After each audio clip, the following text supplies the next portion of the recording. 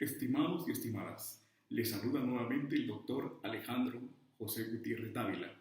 Por medio de la presente cápsula, vamos a continuar haciendo una sistematización filosófica para la comprensión de las definiciones de los conceptos jurídicos fundamentales. Ya les había dicho en una cápsula anterior que vamos a iniciar una serie de videos para explicar filosóficamente y de manera sistematizada los conceptos jurídicos fundamentales. Iniciamos con la definición de derecho como concepto universal. Y ahora, en este nuevo video, voy a hacer la explicación de la definición de otro concepto jurídico fundamental, que es el derecho penal.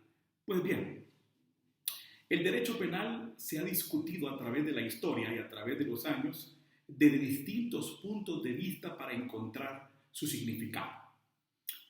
Vamos a tomar en cuenta que cuando se habla de derecho penal, mucho se ha discutido desde qué enfoque filosófico se puede sistematizar su conceptualización. En ese orden de ideas, en el siglo XIX, cuando se empieza ya a postular una definición científica de derecho penal, empiezan a darse algunas escuelas y en ellas empiezan a hacer una definición de derecho penal.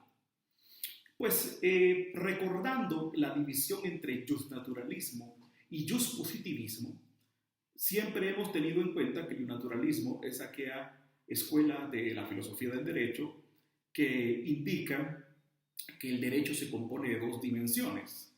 Una, que son las leyes creadas por el Estado, y dos, los principios y valores que tienen validez universal, que ya sea que provengan de manifestaciones o normativas divinas, como en el caso del naturalismo místico o el teológico, o que provengan de postulados de la razón, como en el caso del naturalismo racional. Pero en fin, esos principios y valores tienen prevalencia sobre las leyes del Estado y determinan el contenido material de esas leyes. Si esas leyes son contrarias a esos principios y valores como justicia y equidad, no serían derecho. Eso es por el lado del naturalismo. Mientras que en el positivismo se ha tenido esa idea de que ley es igual a derecho. Sin embargo, el positivismo jurídico sí reconoce una sola dimensión. La dimensión de las leyes y las normas, y no reconoce la dimensión de los principios y valores con validez universal, porque el positivismo niega la conexión entre valores morales y derecho, niega la conexión entre moral y derecho, es decir, que no le importa el contenido del derecho, no invoca una justificación ética. Con el solo hecho de que las normas sean elaboradas y sean promulgadas por órganos legítimos del Estado, se consideran derechos en el positivismo. Sin embargo, en el positivismo jurídico han habido distintas escuelas del propio positivismo. Una de ellas es el positivismo exegético tradicional francés que surge a mediados del siglo XIX, por los años de 1840. Ahí se consideraba que derecho era igual a ley. Ley es igual a derecho. Punto. Las leyes creadas por el Estado, esos son el derecho. Eso surge más o menos a mediados de 1840, 1850. Posteriormente, a finales del siglo XIX y principios del siglo XX, surge en Alemania otra ramificación del derecho positivo, que es la llamada jurisprudencia de conceptos. La jurisprudencia de conceptos decía que el derecho no es igual a ley, sino que el derecho es el conjunto de conceptos jurídicos fundamentales sistematizados por los jurisconsultos, sistematizados científicamente, extraídos de la ley. Obviamente sigue siendo positivismo porque sigue negando la justificación ética de las normas y la conexión entre moral y derecho y la existencia de valores universales.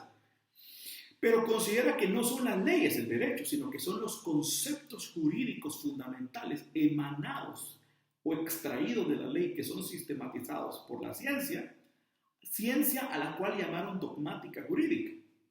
Entonces, los conceptos jurídicos fundamentales extraídos de la ley, al ser sistematizados por la ciencia, los jurisconsultos y por la doctrina, se convierten en dogmas que deben regir como parámetros para los jueces. para sistematizar las leyes. Y entonces el derecho en realidad son esos dogmas jurídicos, esos conceptos jurídicos sistematizados científica y doctrinariamente. Por lo tanto, el conjunto de esos conceptos jurídicos, el conjunto de esa dogmática jurídica es el derecho. Posteriormente, más o menos en las primeras 2 décadas del siglo XX, surge el Círculo de Viena, donde se produce el positivismo lógico. El positivismo lógico considera que el derecho es un sistema, no es una ley, ni tampoco son simples conceptos jurídicos fundamentales, sino es un sistema normativo completo, unido y coherente. Pero ese sistema debe ser lógico, mientras el método de interpretación de la escuela exegética es la exégesis, es decir, que ley es igual a derecho, y la ley es lo que el legislador quiso decir, y esa es la exégesis, mientras que en el positivismo dogmático, la jurisprudencia de conceptos, el derecho es igual a conceptos jurídicos fundamentales y el método de la dogmática jurídica, es decir, la sistematización científica doctrinaria de esos conceptos jurídicos fundamentales. En el positivismo lógico, el método de la lógica jurídica. Y entonces, el derecho es un sistema normativo completo y unido y coherente. Completo, ¿por qué? Porque en el derecho no hay lagunas, son aparentes nada más. Y por lo tanto existe todo un sistema metodológico lógico para integrar el derecho. Tampoco hay antinomias, por lo tanto existen también métodos y principios para resolver las posibles o las aparentes antinomias, porque debe ser un sistema lógico, completo y coherente. Luego viene otra rama del derecho positivo, que es la planteada por Hans Kelsen, que ya le he explicado en un video anterior. Para que sepan qué es la teoría pura del derecho de Hans Kelsen, les aconsejo que miren mi video, la cápsula sobre la teoría pura del derecho de Hans Kelsen. Ahí comprenderán qué es la teoría pura del derecho para luego integrarlo con este video. Vienen en mi canal la cápsula Teoría pura del derecho de Hans Kelsen. Para Hans Kelsen el derecho, el método no puede ser la lógica porque el derecho no es lógico. Las normas no son lógicas porque las normas son hipótesis. Las normas no existen, pueden o no pueden suceder. Y solamente puede ser verdadero y falso lo que está ocurriendo. Por lo tanto, las normas, al no ser juicios existenciales, sino al ser imperativos hipotéticos, no son ni verdaderas ni falsas, no pueden ser lógicas. Entonces, para Kelsen, el derecho es norma más enunciado proposicional más conducta humana en cuanto esta tiene significación jurídica. Es decir, que para Kelsen existen un sistema tridimensional. Existen 3 sistemas, uno de normas, uno de enunciados y otro de hechos, conducta humana. Y entonces los enunciados son juicios presupuestos que el juez debe hacer, mientras que el legislador emite la norma, y esta norma todavía no es derecho, es válida pero no es eficaz. El juez debe calificar la norma, pero para hacerlo tiene que emitir un juicio presupuesto que el juez haga, una operación kantiana, trascendental, hace construir un juicio como que si estuviera sucediendo un hecho para convertir ese juicio en premisa mayor. Y luego los hechos que suceden tienen que subsumirse en estos enunciados, en estos juicios presupuestos, no en la norma, juicios que son creados por el juez con base en una sistematización doctrinaria. Y entonces una vez se subsuman y se produce la calificación de los hechos y las conductas humanas sobre estos enunciados jurídicos, ya surge el derecho, ya es eficaz el derecho. Porque tuvo una realización en el mundo real. Y entonces, norma, legislador, más juicio por supuesto, juez, más conducta humana, los hechos sociales, en cuanto estos tienen significado jurídico, estos 3 unidos forman el derecho en la teoría pura del derecho de Hans Kelsen. Bueno, para ampliar más esa teoría, pues recuérdense visitar mi canal y ver el video Teoría pura del derecho de Hans Kelsen. Dicho esto, cuando queremos definir derecho penal, la primera manera que se quiso definir el derecho penal fue con la escuela clásica. Y eso surge también a mediados del siglo XIX. Y fue en Italia, con grandes juristas como Giandomenico Romagnosi, Della Rovere, Luigi Lucchini y Francesco Carrara, que son los grandes exponentes de la llamada escuela clásica del derecho penal, por ser la primera, que quiso definir científicamente el derecho penal, empezaron a decir que basados en la escuela positiva, tradicional, francesa, escuela exegética, que el derecho penal era igual a leyes penales. Y por lo tanto, el derecho penal es el conjunto de leyes penales. Y el delito es un ente creado por la ley. Y la pena es la consecuencia jurídica normal de ese fenómeno o ente jurídico creado por la ley. Esa escuela decía que derecho penal es el conjunto de leyes penales que regulan los delitos y las penas. Más adelante, a principios del siglo XX y finales del siglo XIX, surge otra posición para definir el derecho penal, que es la dogmática jurídica, que tiene que ver con otra vertiente, que es la jurisprudencia de conceptos. Y la jurisprudencia de conceptos, que planteaba como método para sistematizar el derecho la dogmática jurídica, sirvió para la definición de derecho penal dogmático, que toma como base la dogmática jurídica penal y establece que derecho penal es el conjunto de conceptos jurídicos penales o dogmas jurídicos penales que sistematizan los institutos jurídicos emanados de la ley penal. Aquí surge la definición dogmática de delito y surgen las categorías dogmáticas del delito y las subcategorías dogmáticas del delito. ¿Por qué? Porque coinciden con la escuela clásica del derecho penal, esta escuela dogmática, de que el derecho penal es, mientras que aquella decía que era la escuela positiva, exegética, decía que era el conjunto de leyes penales que regulan delitos y penas, la dogmática jurídica alemana nos dice que el derecho penal es el conjunto de dogmas y conceptos jurídicos fundamentales extraídos de las leyes penales que regulan los conceptos jurídicos de delito y de pena. Es diferente, es distinto. ¿Por qué? Porque aquí, mientras en la escuela exegética positiva tradicional francesa únicamente intervenía el legislador, aquí intervienen los doctrinarios y los jurisconsultos en la escuela dogmática. ¿Por qué? Porque los legisladores emiten las leyes, pero los conceptos que aparecen en esas leyes deben ser sistematizados por jurisconsultos y por doctrina y por ciencia. Y entonces aquí en esta escuela el derecho penal se forma de ley penal más ciencia jurídica del derecho penal. Es decir, que el derecho penal no es solamente ley penal, sino es ley penal más ciencia jurídica del derecho penal.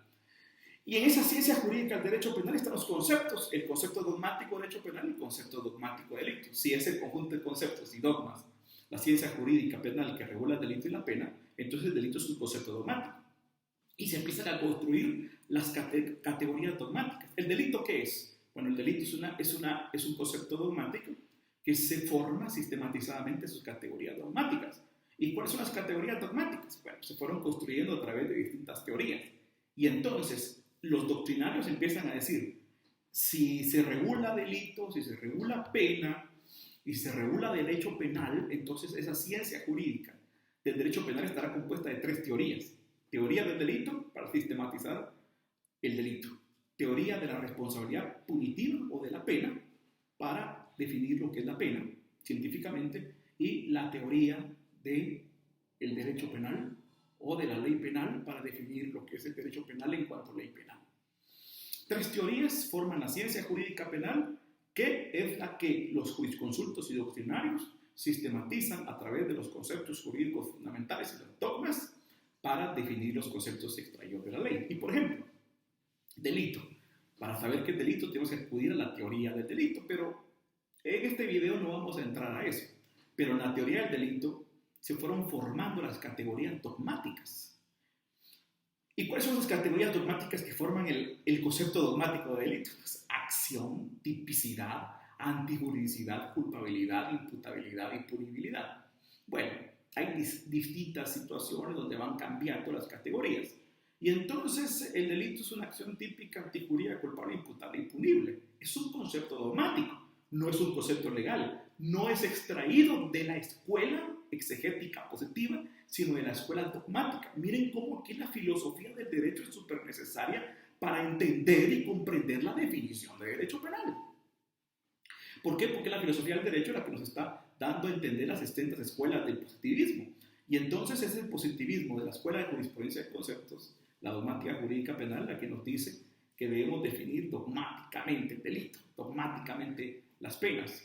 Y entonces, obviamente, cada categoría dogmática del delito, acción, tipicidad, antijuridicidad, culpabilidad, imputabilidad y punibilidad tiene sus subcategorías dogmáticas. La acción como tal tiene sus subcategorías dogmáticas, que son conducta, voluntad, nexo entre la conducta y la voluntad, la mutación en el mundo exterior y las voliciones criminales. Todos son los elementos de la categoría subdogmática de la acción. Luego nos vamos a la tipicidad y tiene sus subcategorías. ¿Por qué? Porque en la tipicidad que estudia el tipo se divide en tipo doloso y culposo. Y el tipo doloso, a su vez, se divide, al igual que el culposo, en tipo objetivo y subjetivo.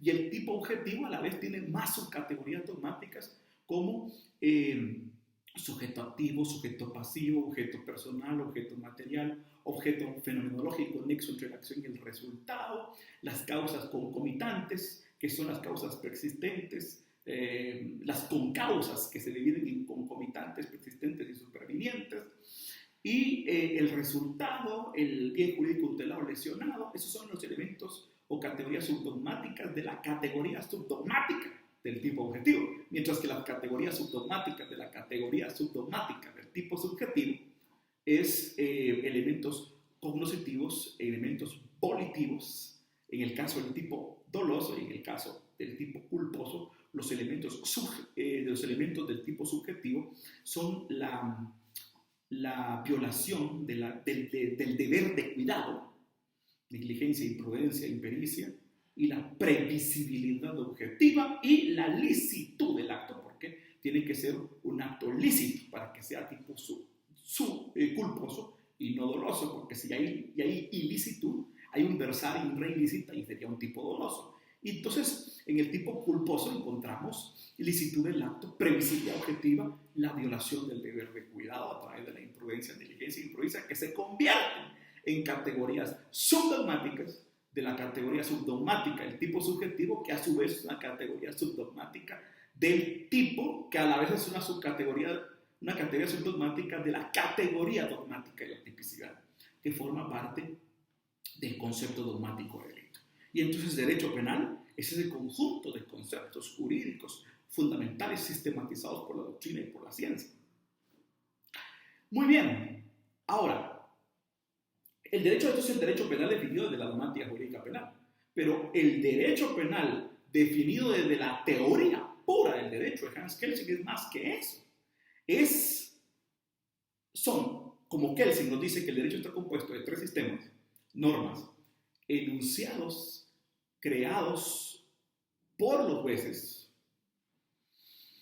y los hechos y la conducta humana, y esos enunciados creados por los jueces a su vez tienen que ser desarrollados por doctrinas previas y ciencia previa. Entonces el derecho penal en Hans Kelsen, la teoría pura del derecho, está compuesto por las normas jurídicas que regulan los delitos y las penas, por los enunciados y juicios, presupuestos emitidos por los jueces con base en conceptos sistematizados científicamente por la doctrina previamente, y conducta humana que produce la activación real de esos juicios presupuestos.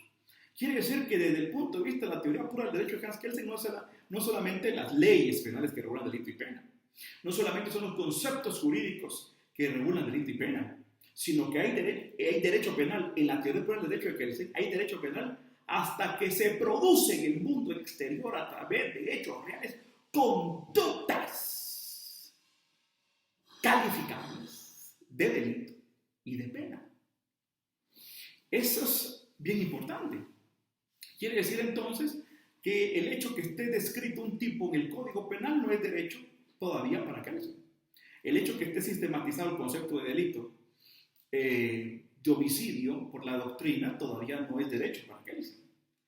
El derecho penal para Kelsen va a surgir hasta que una persona A, en la Quinta Avenida, Cuarta Calle de la Zona 40 de la ciudad de Guatemala, el día X del mes de mayo del año 2020, entre la Tercera Calle y la Cuarta Avenida, esquina, enfrente de la barrotería El Buen Paso, procedió a disparar 10 proyectiles de arma de fuego en contra de la persona B, produciendo de la muerte. Hasta en ese momento encontramos que empieza a surgir el derecho penal para la teoría pura del derecho de Hans Kelsen. Hasta ese momento. Bueno, pero si encuentran a una persona fallecida con 10 proyectiles de arma de fuego, pero no saben quién fue, pues no hubo derecho penal. Simplemente fue un hecho. Una muerte violenta, pero no hay derecho penal, porque no hay delito, porque no se sabe quién fue. Ahora, si encontraran a una persona con el arma de fuego en las manos, pues entonces todavía no hay delito. Y lo encuentran varado enfrente del cadáver, todavía no hay delito, porque si tiene 17 años no hubo delito. Y si es un esquizofrénico o es una persona con retraso mental, tampoco hay delito, porque hay una inimputabilidad. Entonces, es a qué se van a producir. Para la teoría por el derecho va a haber derecho penal hasta que se sistematicen las tres cosas. Los hechos reales, los conceptos sistematizados por la ciencia y luego extraídos sistemáticamente por los jueces para construir juicios preexistentes, presupuestos, para hacer la calificación, hasta en ese momento habrá derecho penal. Quiere decir entonces que cuando conducen a la persona, la llevan ante las autoridades judiciales competentes dentro de un plazo no mayor de 6 horas, le toman su primera declaración en un plazo no mayor de 24 horas, se hace la prevención policial. En este momento se están activando los artículos del Código Procesal Penal. O sea, los artículos del Código Procesal Penal no son derechos, mientras no se activan por hechos, mientras no se activan por comportamiento, por conducta. Es lo que decía Hans Kelsen. Una ley es válida a priori, pero no es eficaz. Y es eficaz hasta que se producen los hechos con los que se pueden calificar esas leyes. Pero hasta en ese momento es totalmente válida, por lo que es válida provisionalmente, pero no completamente válida, sino hasta que es eficaz, o sea, hasta que se producen los hechos. Si una ley sobre cierta materia se promulga, pero nunca pasa nada en la vida real, después de 40 o 50 años, nunca ha pasado nada que tenga que ver con esa ley automáticamente, según Kelsen, deja de ser derecho, porque nunca se activó a través de la conducta de los hechos reales y por lo tanto no es eficaz y por lo tanto no es válida y por lo tanto por el no uso, por la desuetud, deja de ser derecho. Así como la costumbre de manera activa pasa a ser derecho por el uso reiterado a través de la inveterata consuetudo y la opinio iuris seu necessitatis, así también la ley que no se usa deja por la costumbre de ser derecho. Entonces, el derecho penal en Hans Kelsen es leyes penales, más conceptos jurídicos fundamentales, más juicios presupuestos de los jueces creados con base en los conceptos doctrinarios y las leyes, más conductas y hechos que activan esas situaciones. Hasta ahí el derecho penal. Y entonces, ¿qué será el derecho penal en Guatemala conforme a nuestra Constitución? Y tenemos que recordar el artículo 17 de la Constitución Política de la República de Guatemala, el cual establece que solamente son punibles las acciones u omisiones calificadas, ojo, pon atención, calificadas como delito o falta por una ley anterior a su perpetración. Miren lo que está estableciendo el artículo 17 de nuestro pacto social, nuestra constitución política. Solamente son punibles los delitos o faltas que son calificados, las acciones o omisiones que son calificados como delito o falta por una ley anterior a su perpetración. Ese artículo 17 de la Constitución nos está diciendo que el derecho penal guatemalteco debe definirse conforme a la teoría pura del derecho de Hans Kelsen, porque es Hans Kelsen el que establece que el derecho surge hasta la calificación judicial. Porque el artículo 17 de la Constitución no está disponiendo lo siguiente. Distinto sería que el artículo 17 rezara lo siguiente: no son punibles las acciones u omisiones que no estén previamente reguladas legalmente como delito de falta. Ahí sería la escuela exegética. No, nos está diciendo, no son punibles las acciones u omisiones que no han sido calificadas como delito falta en base o con base en una ley anterior a su perpetración. Entonces aquí nos está diciendo que sí, hay un principio de legalidad, pero hay un principio de legalidad que tiene que ver con la teoría por el derecho de Hans Kelsen, porque es Hans Kelsen el que nos dice que el derecho surge hasta la calificación judicial de un hecho. ¿Por qué? Porque hasta en ese momento se producen todos los elementos del derecho. El juicio, la ley primero, luego el juicio existencial extraído de la ley con base en conceptos jurídicos doctrinarios sistematizados, y luego el hecho. Por eso es que el artículo 14 de la Constitución establece que toda persona es inocente hasta que no se declare su responsabilidad en sentencia debidamente ejecutorial, porque hasta en ese momento nace el derecho penal. Por eso todo lo anterior hay una construcción sistemática del derecho penal. ¿Por qué? Porque si lo declaran absuelto, en sentencia no hay delito. Y si no hay delito, no hay materia de derecho penal, porque el derecho penal regula, el derecho penal implica, el derecho penal, delitos y penas. Y si una sentencia absolutoria no hay delito, pues ahí no hubo derecho penal. Esto es desde la filosofía del derecho. Esto es muy importante tenerlo en cuenta. Entonces es la teoría kelseniana la que nos va a servir para definir. Entonces, el derecho penal en Guatemala es el conjunto de normas jurídicas penales, más conceptos jurídicos fundamentales doctrinarios, más juicios, presupuestos judiciales, más hechos y conducta humana que derivan en un juicio judicial final de determinación de delito y pena. Eso es el derecho penal en Guatemala. Y entonces, esa es la razón de ser del 147, inciso D de la ley del organismo judicial, que dice que las sentencias, en su parte considerativa, expondrá lo siguiente, dice, las consideraciones de derecho que harán mérito del valor de las pruebas rendidas y cuáles los hechos se estiman probados.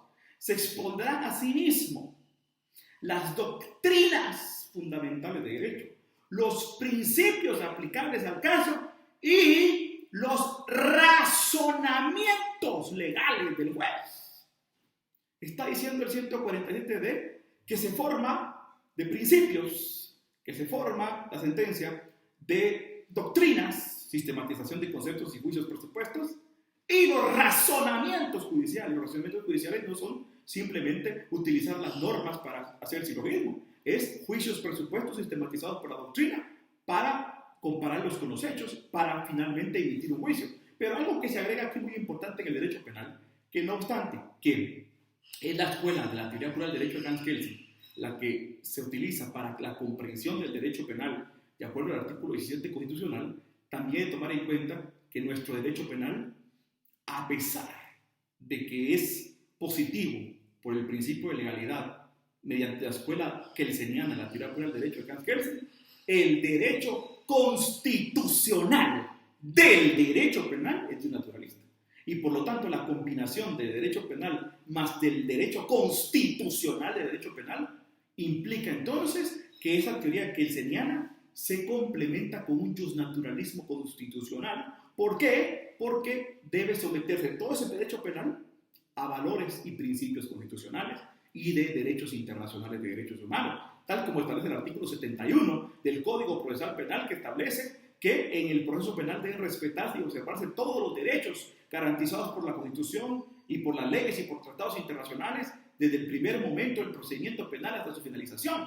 Y además establece en los artículos 16 y 17 del Código Procesal Penal que deben respetarse los derechos humanos y que no se deben violentar garantías constitucionales, garantías procesales, garantías jurídico-penales, ni valores jurídicos de los derechos humanos del catálogo internacional de derechos humanos como el Pacto de San José, Pacto Internacional de Derechos Civiles y Políticos, y por supuesto, y demás tratados internacionales ratificados en Guatemala. Por lo tanto, el derecho penal, si bien está influenciado en Guatemala por la teoría pura del derecho, se somete al naturalismo constitucional en cuanto todo ese bagaje de derecho penal debe observar y respetar los principios y valores constitucionales justnaturalistas.